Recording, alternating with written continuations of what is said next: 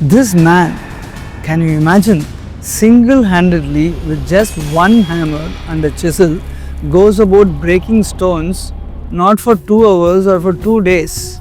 He goes about this day after day, swinging his hammer, sun up to moonlight, not for a week, not for a season, but for 22 long relentless years, just to create a roadway through the mountain's chest.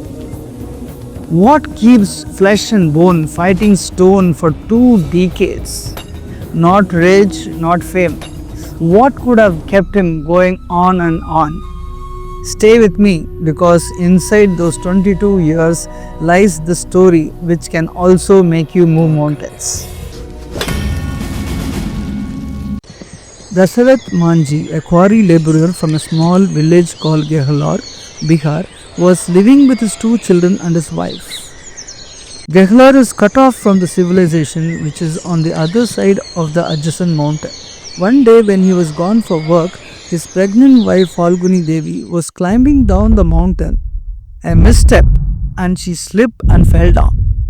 By the time Manjhi heard and took his wife to the hospital, which was 55 brutal kilometers away, circling the mountain, it was too late. Falguni was gone.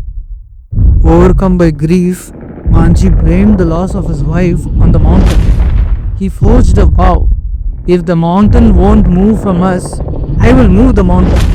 Manjhi felt that the loss of his beloved wife could have been prevented if only there was a road accessible. His grief turned into a vow and he declared, "No one in my village will die for want of a road." The direction is set in his mind. Single-handedly with one hammer, one steel chisel, plus a burlap sack of faith, that was all he had to create the feat which was later called an impossible cut. He said, "When I started hammering the hill, people called me a lunatic, but that steeled my resolve." His daily routine has been 4 a.m. in the morning, carry water up the hill to start his work. 5 a.m. start the first strike, granite chips fly with sparks of fire. 12 noon, chew dry millet, rest the arm but not the vision. Sunset, last strike, and whisper within, tomorrow again. A single plant became his heartbeat. Manjhi lived the above schedule for 22 long years.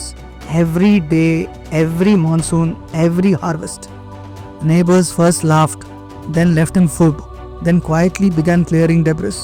The mountain, indifferent and ancient, receded stroke by stroke.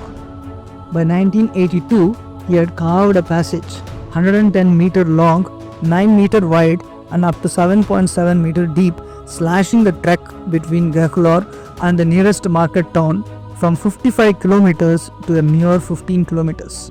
Children reached school, the sick reached clinics, and farmers reached buyers, all because one man devoted himself to the process. That is amazing. But what is it that we can learn from this? Manjhi never measured progress in meters. He measured it in strikes per day. That is devotion to the process. Fall in love with the swing, not the summit. Sadhguru beautifully puts it like this. There is a direction we have taken, but you have to be dedicated to the process. Otherwise, goal will just be hallucination. If you do one thing right now, just don't take this one breath, take the other breaths, let me see.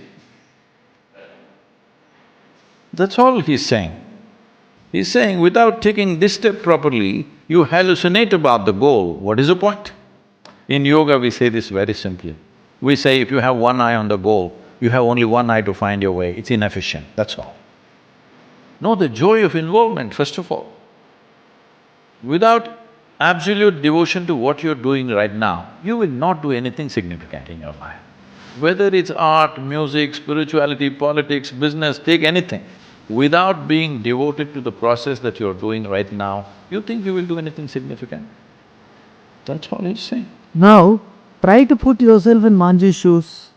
Manjhi goes through a situation and for whatever reason he decides to break the mountain leaving aside all his likes or dislikes, or his physical limitations, his own desires, his family, and simply goes behind a cause larger than himself.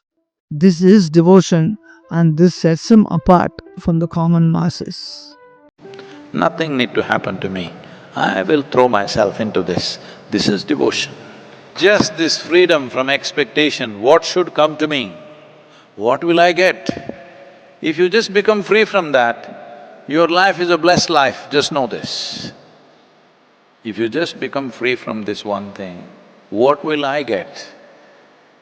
Your life is a very blessed life.